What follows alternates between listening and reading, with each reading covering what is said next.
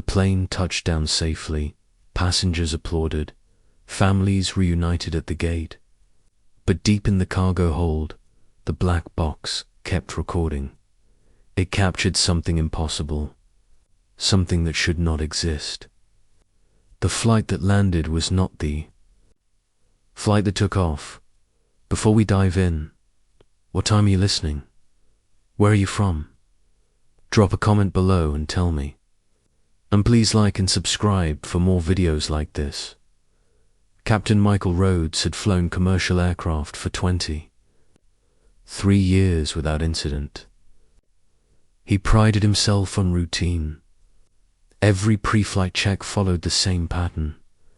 Every takeoff felt like muscle memory. On the morning of November 14th, Flight 227 from Boston to Denver seemed no different.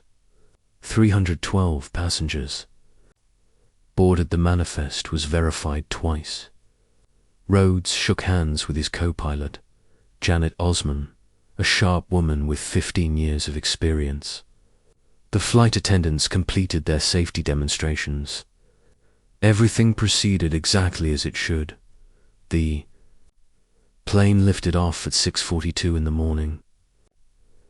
Air traffic control confirmed their trajectory.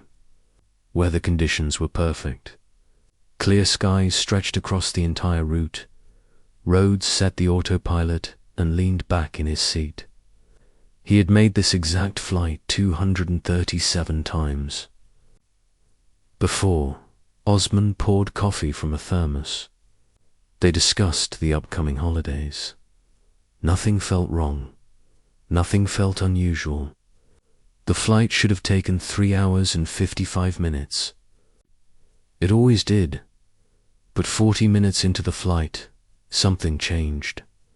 Rhodes noticed it first. The instrument panel flickered. Just once. Just for a second. Osman saw it too. They exchanged glances, but said nothing. Instruments did not just flicker. Not on modern aircraft. Not without reason. Rhodes checked the backup systems. Everything read normal. Altitude steady. Speed consistent. Fuel levels exactly where they should be. He dismissed it as a minor electrical hiccup. But then the radio went silent. Rhodes tried contacting air traffic control. Static. He switched frequencies. More static. Osman attempted the same with identical results. They were flying through empty airspace with perfect visibility, yet every communication channel had gone dead. Rhodes felt his pulse quicken. This was not normal. This was not routine. He glanced out the cockpit window. The sky looked different. He could not explain how, but something about the light had changed. It seemed thicker somehow. Denser. The passengers noticed nothing. They read books, watched movies, dozed in their seats. Flight attendants served breakfast. A child laughed somewhere in coach. Life continued normally in the cabin, while Rhodes and Osman sat in the cockpit, surrounded by silence that should not exist. Then the clock stopped. Not metaphorically. The digital readout on the instrument panel froze at 7:26 in the morning. Rhodes tapped it. The numbers did not change. Osman checked her watch.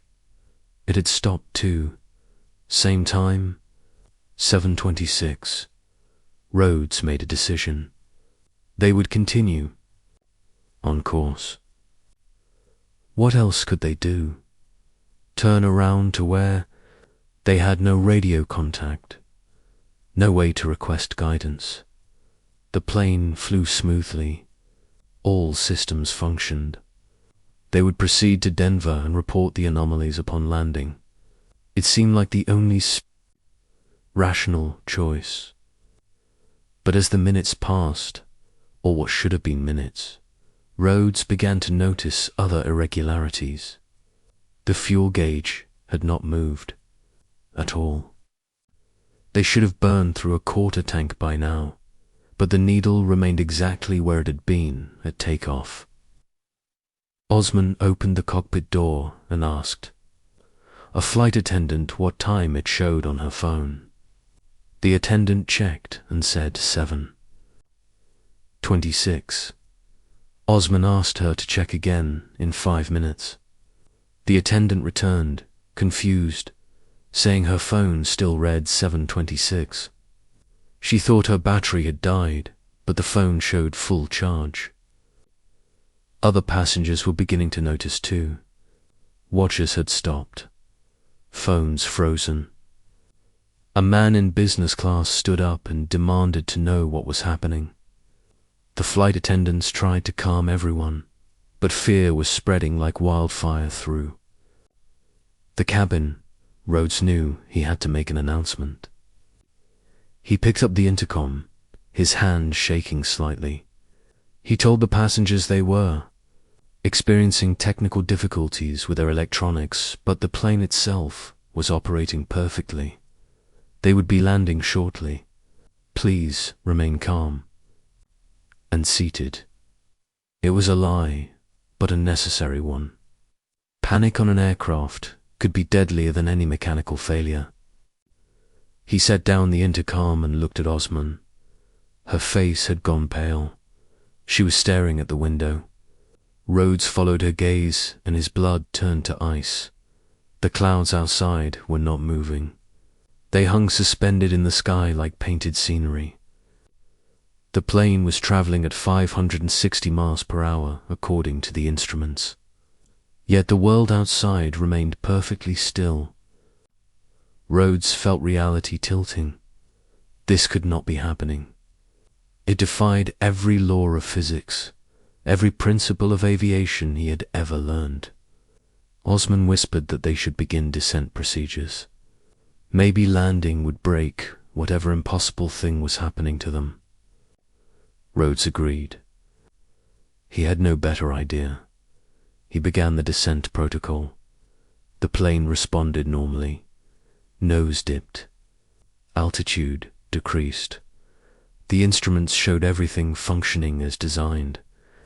Denver should be appearing on the horizon soon. But when Rhodes looked out the window, he saw something that made his heart stop. Denver was already below them. Not ahead, below. They had somehow arrived without traveling. The city sprawled beneath them in perfect detail. Rhodes had not guided them there. The autopilot had not navigated them there. They had simply appeared. He radioed the Denver tower. This time, it worked. A voice crackled through, clear and professional, giving him clearance to land. Rhodes wanted to scream into the radio, wanted to tell them what had happened, but his training took over. He acknowledged the clearance and began final approach. The landing was textbook perfect. Wheels touched tarmac at exactly the right speed and angle. The plane rolled to a stop at the gate. Rhodes sat in the cockpit, hands trembling on the controls. Around him, he could hear passengers gathering their belongings, relieved to be on the ground.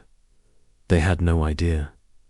They could not understand what had just happened because nothing had happened from their perspective. Just a normal flight with some strange electronic glitches. But Rhodes knew better. Osman knew better. They had lost time, or gained it, or existed outside it entirely. Rhodes checked his watch. It now read 10:37, the correct time for their scheduled arrival.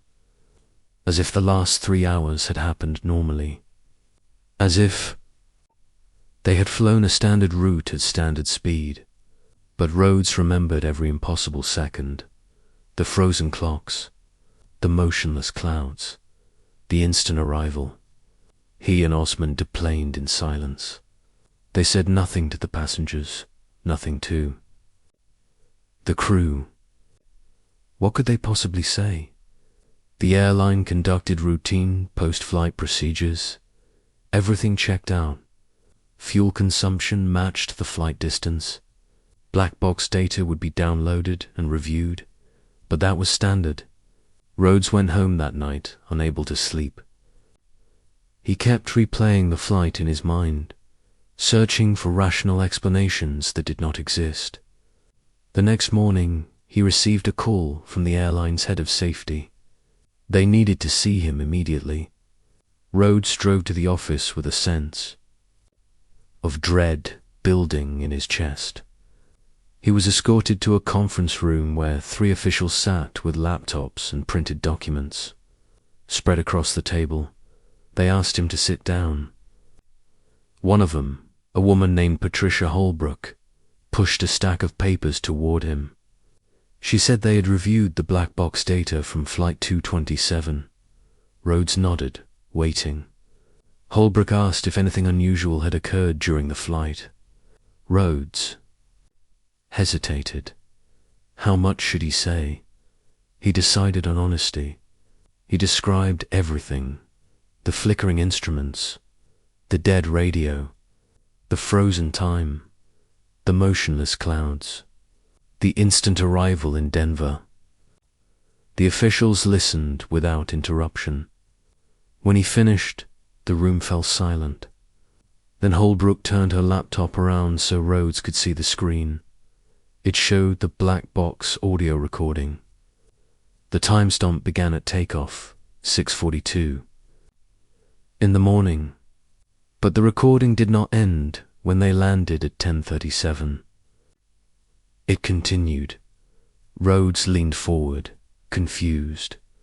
Holbrook pressed play. Rhodes heard his own voice speaking to air traffic control during approach. Normal chatter, routine confirmations, but then his voice continued after landing.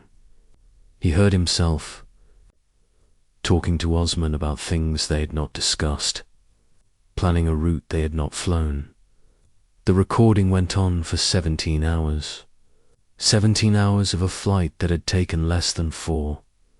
Rhodes felt the room spinning. That was impossible. He had been in that cockpit for approximately 4 hours, accounting for the time anomaly. But the black box insisted otherwise. It had recorded an entire day of flight time. Conversations he did not remember having. Decisions he did not remember. Making Holbrook asked if he recognized any of it. Rhodes listened to another segment. His own voice discussed weather patterns that had not existed. Osman's voice responded with coordinates that made no sense. They were talking about flying. Routes that did not match any known airways. Routes that seemed to loop back on themselves. That covered impossible distances. Another official, a man named Gregory Shun, pulled up the flight data recorder information. Speed, altitude, position, all recorded continuously by the black box. According to this data, Flight 227 had not flown from Boston to Denver.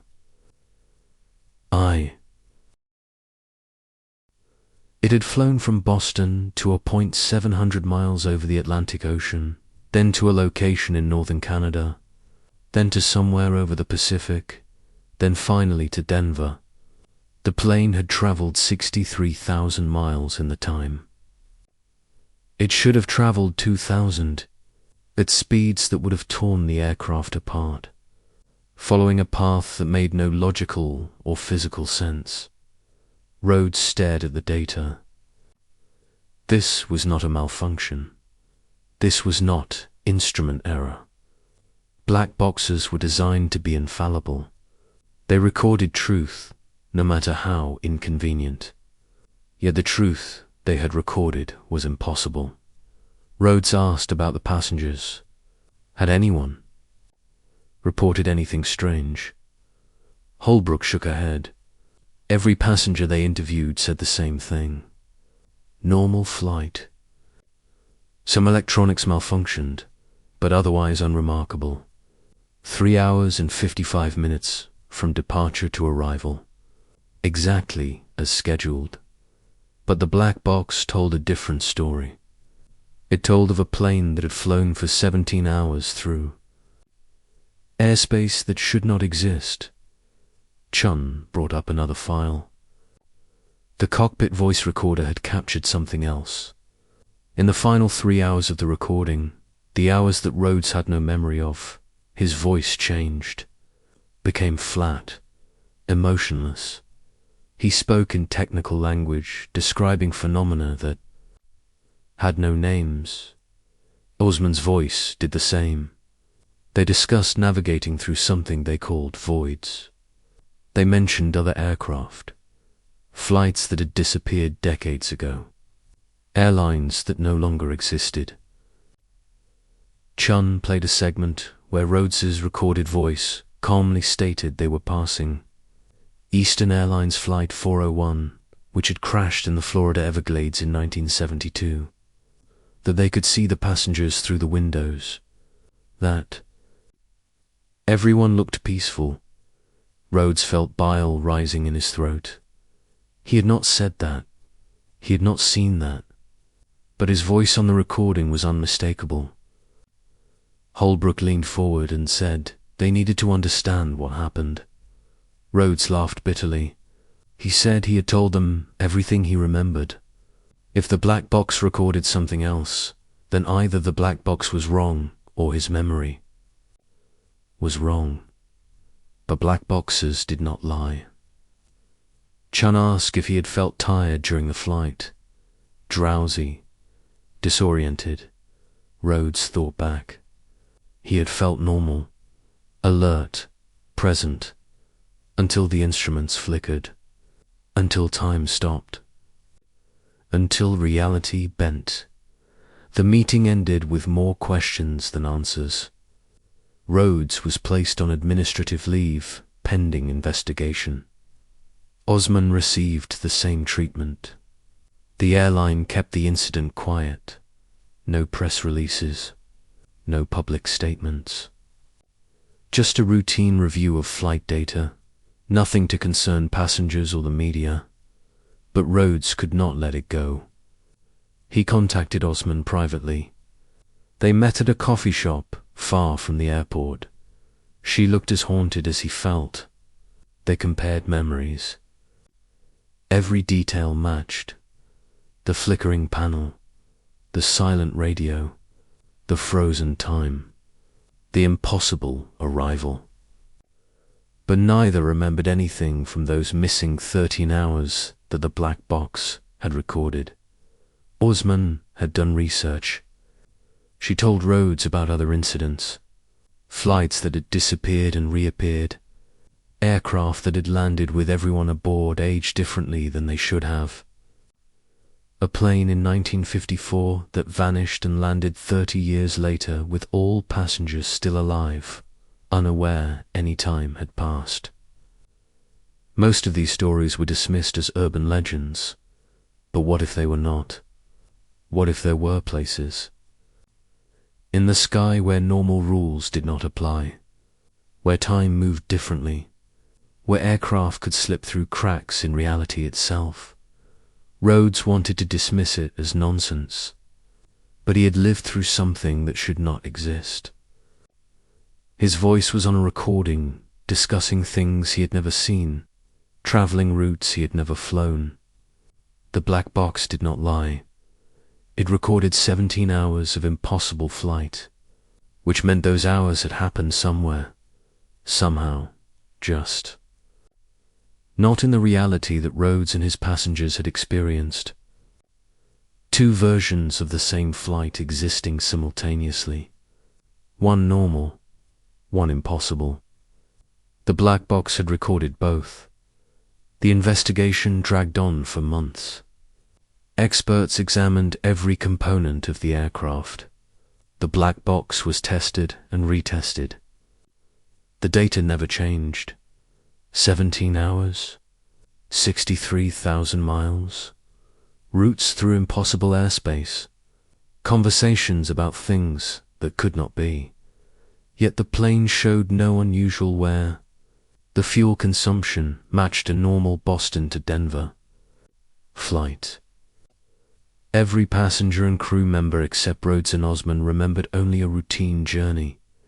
The airline eventually concluded the black box had malfunctioned, a rare data corruption, a 1 in a billion technical failure. They replaced the unit and returned the plane to service. Rhodes and Osman were cleared to fly again, but neither ever felt the same way about stepping into a cockpit, because they knew the truth. Something had happened to Flight 227, something that defied explanation. They had flown through a space where reality worked differently, where time and distance meant nothing, where planes from the past still flew, and for 17 hours, a part of them had existed in that impossible place while their bodies completed a normal flight. The black box had recorded both, because both were real. Both had happened. Rhodes still flies commercial routes. He follows every procedure. He trusts his instruments. But sometimes, when the sky looks a certain way, when the light seems thicker than it should be, he grips the controls a little tighter. He watches the clocks more carefully. He listens for static in the radio, because he knows now that the world is stranger than any manual or training could prepare you for. That there are places in the sky where planes go and do not fully return, where crews fly routes they will never remember, where black boxes record truths that no one wants to believe.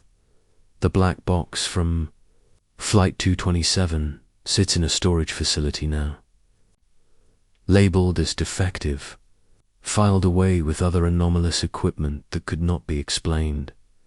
But the recording still exists. 17 hours of impossible flight. Proof that something beyond understanding had touched that plane and everyone aboard it. Proof that the sky holds secrets we are not meant to know. And every time an aircraft takes off, there is a chance, however small, that it might slip through. A crack in the world and fly somewhere that should not exist. Most of the time, it returns. The passengers never know. The crew never remembers. But the black box always knows. The black box always records. And sometimes, what it records is impossible.